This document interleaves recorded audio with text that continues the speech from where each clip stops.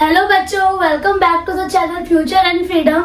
ये है हमारा ग्रेविटेशन का last session, last video lecture. इस चैप्टर में हम जो चैप्टर है इसको इस वीडियो में हम खत्म कर देंगे। ओके, तो let me give you a reminder कि हमने से पहले वाले सेशन में लेक्चर नंबर 3 में क्या पढ़ा था। हमने पढ़ा था बॉयंट फोर्स के बारे में, और इस वाले सेशन में हम लोग पढ़ने वाले हैं लास्ट आर्किमिडीज प्रिंसिपल के बारे में and about how things float in the water. ठीक है, तो चलिए without wasting any time let's start the video. So the first topic here is Archimedes principal. देखिए बॉयंट फोर्स क्या था हमारा, कि जब हम किसी भी ऑब्जेक्ट को वाटर में डालते हैं, किसी लिक्विड में डालते हैं, तो लिक्विड क्या करता है, उस पर एक अपथर्स्ट फोर्स लगाता है, एक अपवर्ड डायरेक्शन में फोर्स लगाता है, जिसकी मदद से वो ऑब्जेक्ट क्या है, नीचे डालने के बाद ऊपर की तरफ उठ जाता है। तो आर्किमिडीज प्रिंसिपल क्या कहते हैं कि when an object is wholly और partially immersed in a liquid, it experiences a buoyant force or upthrust force which is equal to the weight of the liquid displaced by the object। देखिए buoyant force क्या है वो तो पता चल गया, but उसकी मेजरमेंट जो है वो हमें इस आर्किमिडीज प्रिंसिपल की मदद से मिली है जो कि कहता है buoyant force जो है acting on an object. buoyant force जो हमारा किसी ऑब्जेक्ट पे लग रहा है वो क्या है, वो इक्वल है wait of the liquid displaced by that object. ठीक है, जैसे कि फॉर एग्जाम्पल एक बकेट है, ठीक है, ये मेरे पास एक छोटा सा बकेट है, ये बकेट ऊपर तक भरा हुआ है, फाइन। अब मैंने इसमें एक फॉर एग्जाम्पल बॉल डाली, इफ यू कैन सी।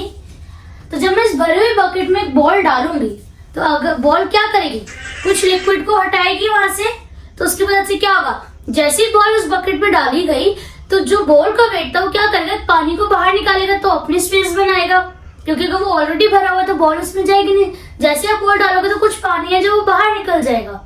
ठीक है, तो जो पानी बाहर निकला है वो उसका वेट की मदद से हम क्या करते हैं, बॉयंट फोर्स की वैल्यू को क्या कहते हैं, कैलकुलेट करते हैं। तो buoyant force acting on an object किसके इक्वल है, wait of the liquid displaced by that object. जो भी ऑब्जेक्ट आपने उस लिक्विड में डाला है उसने जितना भी लिक्विड को डिस्प्लेस करा है उसका वेट जो है हमारा बॉयंट फोर्स है। वेट आपको एक बार रिमाइंड करा देती हूँ, मास और वेट में डिफरेंस था। वेट क्या होता है, वेट एक फोर्स है जो हमारा डाउनवर्ड डायरेक्शन में लग रहा है। ठीक है, तो रिमेंबर वेट क्या था हमारा, mg, वेट हमने पढ़ा था mg। तो बॉयंट फोर्स क्या हो गया, जो वेट डिस्प्लेस हो रहा है लिक्विड का वही हमारा बॉयंट फोर्स के इक्वल होगा। ठीक है, तो ये हमारी जो एप्लीकेशंस है इसके बेसिस पर 3 एप्लीकेशंस मैंने यहाँ पे आपको मेंशन करी हुई है। पहली एप्लीकेशन है यहाँ पे हाइड्रोमीटर्स की। हम जब लिक्विड की डेंसिटी को मेजर करते हैं तो हम हाइड्रोमीटर का यूज करते हैं। ठीक है, और वो हाइड्रोमीटर जो यूज कर रहे हो उसका जो बेस है वो क्या है, वो है आर्किमिडीज प्रिंसिपल। जितना लिक्विड वो डिस्प्लेस कर रही है उसी के बेसिस पे उसकी डेंसिटी को कैलकुलेट किया जाता है। सिमिलरली आपका लैक्टोमीटर यूज होता है जिसमें आप मिल्क की प्योरिटी को मेजर करते हो, डिटरमाइन करते हो। ठीक है, और थर्ड है use in designing ships and submarine. Ship और सबमरीन में जो डिजाइन हम करते हैं वो किसके बेसिस पे करते हैं, आर्किमिडीज प्रिंसिपल के बेसिस पे करते हैं, कि वो कितना बॉयंट फोर्स लगेगा, वो कितना वाटर को डिस्प्लेस करेंगी, वो कैसे होगा। तो चलिए पढ़ते हैं आगे इसी चीज को कि why the objects float in water. कि मतलब जब भी हम किसी ऑब्जेक्ट को या किसी शिप को हम जब पानी में उतारते हैं तो वो फ्लोट क्यों करती है। क्या केस ऐसे कि वो सिंक कर जाएंगी यानी कि डूब जाएंगी, कौन से ऐसे केसेस है जहाँ पे वो फ्लोट कर जाएंगी, और क्या क्या होगा मतलब। तो देखो जब भी किसी हमने ऑब्जेक्ट को या कोई शिप है, कोई सबमरीन है, जब भी हम उसे पानी में या किसी लिक्विड में निकालेंगे या डालते हैं, उसमें स्टार्ट करते हैं उसको चेक करना, चलाना, तो क्या होता है, 2 फैक्टर्स होंगे कि एक जो ऊपर से फोर्स लग रहा है, ठीक है, ऑब्जेक्ट जो है एक वेट लगा रही है डाउनवर्ड डायरेक्शन में, और एक नीचे लिक्विड का फोर्स लग रहा है जिसको हमने पढ़ा है बॉयंट फोर्स। ठीक है, तो उसमें 3 केसेस बनते हैं। पहले तो ये 2 फैक्टर्स पे डिपेंड करता है, डिपेंड्स ऑन 2 फैक्टर्स। क्या चीज डिपेंड कर रही है कि मैं इसको पूरा मेंशन ही कर देती हूँ।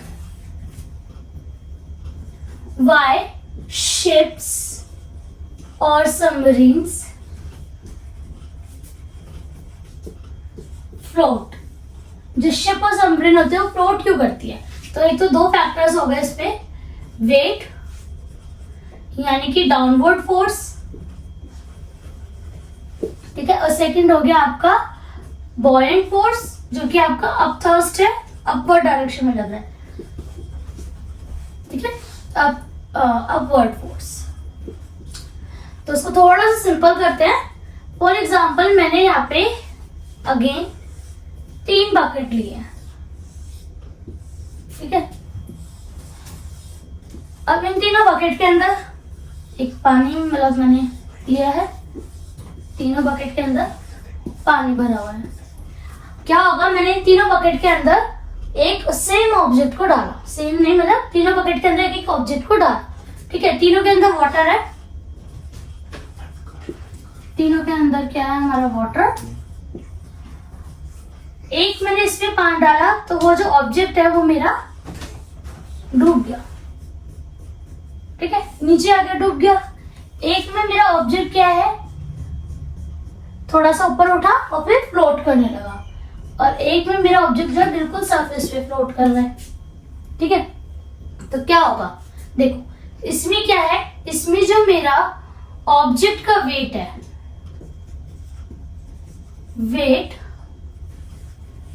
वेट ऑफ ऑब्जेक्ट वो ज्यादा है, किससे, बॉयंट फोर्स से, ठीक है। मैं इसको शॉर्ट में लिख दिया मैंने, बॉयंट फोर्स से। जो वाटर ऊपर की तरफ फोर्स लगा रही है वो कम है, और जो ये ऑब्जेक्ट का फोर्स था वो ज्यादा था। तो जब ऑब्जेक्ट का वेट ज्यादा होगा तो क्या होगा, डूब जाएगा, इट विल सिंक, ठीक है। इसके बाद जब आपका ऑब्जेक्ट का वेट ऑफ एन ऑब्जेक्ट और बॉयंट फोर्स में से, अब क्या है, देखो यहाँ पे बॉयंट फोर्स कम है, ऑब्जेक्ट का वेट ज्यादा है तो वो डूब गया, ठीक है। अब यहाँ पे क्या है कि जो वेट है वो ऑब्जेक्ट का कम है, बॉयंट फोर्स ज्यादा है, ठीक है। वेट कम है, बॉयंट फोर्स ज्यादा है, तो वो क्या करेगा, इसमें अंदर फ्लोट करेगा। तो यहाँ पे केस बनेगा फ्लोट का, और यहाँ पे इक्वल है आपका weight of an object is equal to buoyant force. तो यहाँ पे क्या करेगा, वो फ्लोट करेगा। यहाँ पे sink and float, sink and float. तो 3 केस बनते हैं हमारे। पहला, जब ऑब्जेक्ट का जो वेट है वो ज्यादा है तो बॉयंट फोर्स कम है, तो वेट जो है नीचे की तरफ फोर्स लगाएगा, वो डूब जाएगा। सेकंड में जब बॉयंट फोर्स ज्यादा है, वेट ऑफ ऑब्जेक्ट कम है, तो क्या करेगा, पहले तो वो नीचे जाएगा, फिर ऊपर की तरफ आके फ्लोट करने लग जाएगा। और जब वो दोनों इक्वल है तो वो सरफेस पे ही फ्लोट करेगा, ठीक है। तो ये जो हमारा केस बनता है इसको हम बोलते हैं principle of flotation, principle of flotation.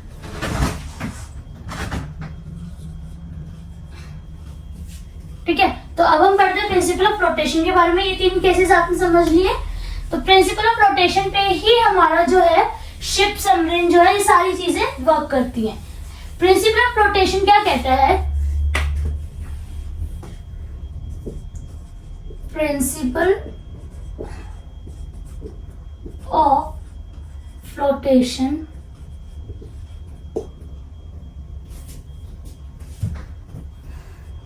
When, मैं डायरेक्ट लिख देती हूँ आपको कि जो हमारा बॉयंट फोर्स है वो इक्वल है किसके, वेट ऑफ एन ऑब्जेक्ट की। अब देखो, अगर बॉयंट फोर्स इक्वल है वेट ऑफ ऑब्जेक्ट के, तो जो वाटर डिस्प्लेस हो रहा है वो भी इक्वल होगा, ओके।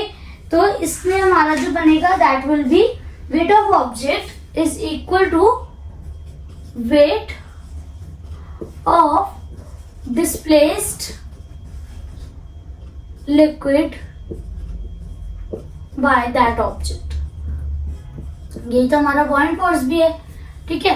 तो प्रिंसिपल ऑफ फ्लोटेशन क्या कहता है हमारा कि वेट ऑफ एन ऑब्जेक्ट जो है वो इक्वल है wait of the displaced liquid by that object. जो भी लिक्विड डिस्प्लेस हो रहा है वो और जो वेट है ऑब्जेक्ट का वो इक्वल हो जाएगा, तो उस केस में हमारी जो भी ऑब्जेक्ट होगा विल फ्लोट, जो भी हमारा ऑब्जेक्ट होगा वो फ्लोट करेगा, यानी कि तैरेगा। क्लियर। तो देखो शिप के केस में क्या होता है, जितना ज्यादा वो नीचे की तरफ फोर्स लगा रही है, ऑब्जेक्ट जो है हमारा जितना ज्यादा फोर्स नीचे की तरफ लगाएगा उसके ऊपर उतना ही बॉयंट फोर्स लगेगा। ये तो आपको समझ आ गया। मतलब मैं जितना पानी की तरफ फोर्स लगाऊंगी पानी भी तो मेरी तरफ उतना ही फोर्स लगाएगा। ठीक है, तो जितना ज्यादा शिप अंदर जाती जाएगी, शिप जो है हमारी जितनी ज्यादा पानी के अंदर जाती जाएगी उतना ही ज्यादा उसका फोर्स बढ़ता जाएगा।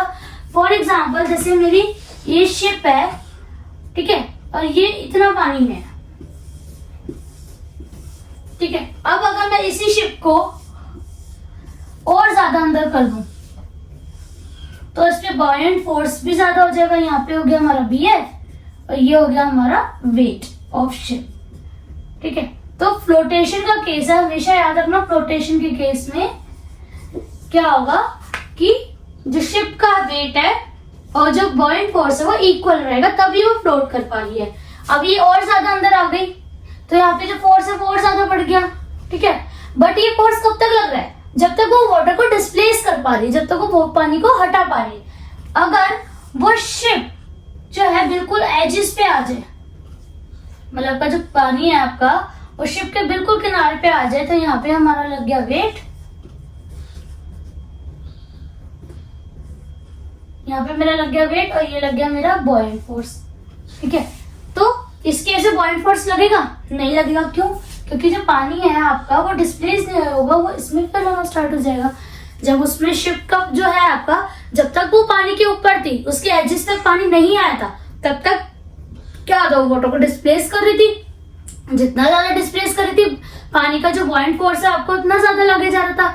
बट जैसे ही जो शिप है वो पानी की सरफेस पे आई तो क्या हो गया, पानी जो है शिप के अंदर आना स्टार्ट हो जाएगा।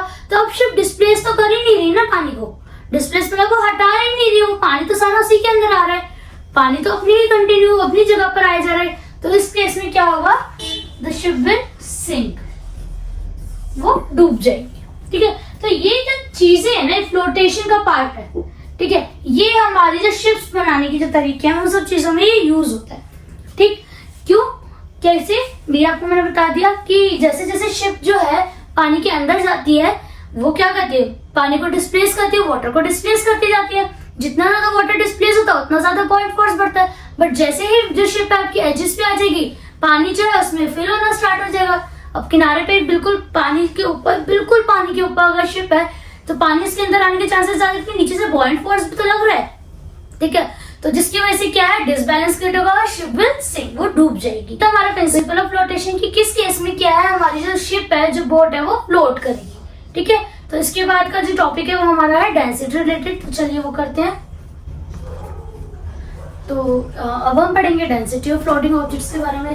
देखो शिप क्या है, जैसे जैसे अंदर जाएगी वाटर को डिस्प्लेस करेगी और उसका बॉयंट फोर्स जो है वो इंक्रीज होगा और वो फ्लोट करेगी। ठीक है, और सिंक कर जाएगी जब उसका जो वेट है वो ज्यादा हो जाएगा, बॉयंट फोर्स कम रह जाएगा।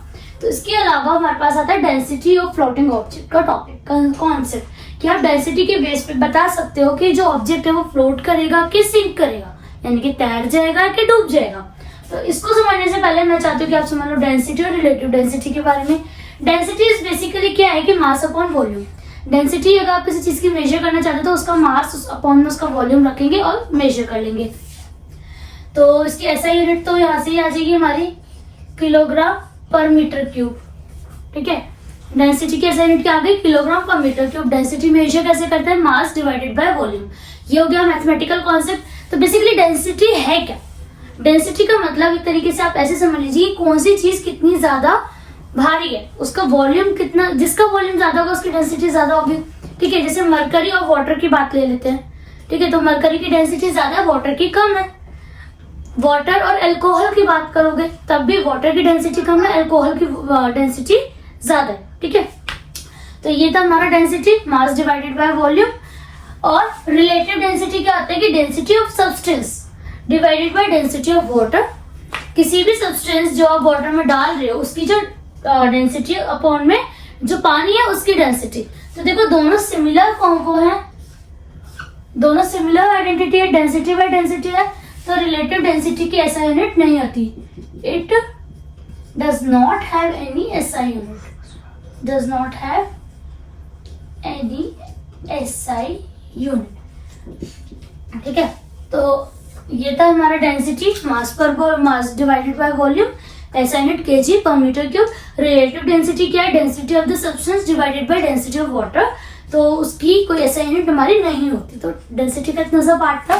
तो अब समझते हैं डेंसिटी ऑफ फ्लोटिंग ऑब्जेक्ट क्या है। देखो, ऑब्जेक्ट को फ्लोट होने के लिए क्या है कि जो वेट है वो इक्वल होना चाहिए किसके? जो डिस्प्लेस्ड लिक्विड है उसके, यानी कि जो ऑब्जेक्ट का वेट है वो इक्वल होना चाहिए जो लिक्विड डिस्प्लेस हो रहा है उसके वेट के। तो weight of the liquid displaced by it should be equal to its own weight. जितना उसने लिक्विड को डिस्प्लेस कर रहा है उसके वेट को और लिक्विड के वेट को इक्वल होगा। उसी केस में जो हमारा ऑब्जेक्ट है वो फ्लोट करेगा। तो हम जो है फ्लोट करेगा, सिंक करेगा, किसके कंपैरिजन में चेक करेंगे? अभी डेंसिटी के कंपैरिजन में। डेंसिटी के बेसिस पे हम देखेंगे कि कौन से ऑब्जेक्ट जो है फ्लोट करता है, कौन से सिंक कर जाते हैं। तो यहाँ पे भी हमारे 3 केसेस है जिसे हम पहले पढ़े थे। तो देखो, जब मैं एक ऑब्जेक्ट इसमें डालूंगी, अगर मेरी लिक्विड की डेंसिटी ज्यादा है और ऑब्जेक्ट की डेंसिटी कम है तो ऑब्जेक्ट क्या करेगा? फ्लोट करेगा। क्या करेगा? फ्लोट करेगा। यानी कि आधा पानी के अंदर है, अगर आप देखो आधा पानी के ऊपर है, मतलब कि एक कुछ हिस्सा पानी के अंदर है, कुछ हिस्सा पानी के ऊपर है।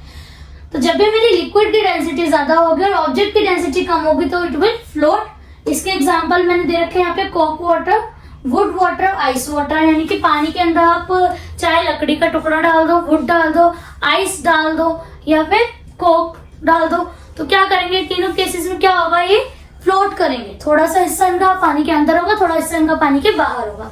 अपार्ट फ्रॉम दिस मैंने ग्लास और आयरन का एग्जांपल भी लिया है। ग्लास और आयरन को जब मरकरी में डालोगे तब वो फ्लोट करेंगे। अगर ग्लास आयरन को आप वाटर में डालोगे तो क्या हो जाएगा? वो सिंक करेंगे, कि डूब जाएंगे, क्योंकि ग्लास और आयरन की जो डेंसिटी है वो वाटर की डेंसिटी से ज्यादा होती है, बट मरकरी की डेंसिटी सबसे ज्यादा होती है। तो इसमें ग्लास और आयरन क्या करेंगे? फ्लोट करेंगे। फ्लोट कैसे कर रहे हैं ये इंपॉर्टेंट है, पार्शियली, मतलब कि कुछ हिस्सा पानी के अंदर है, कुछ हिस्सा पानी के बाहर है।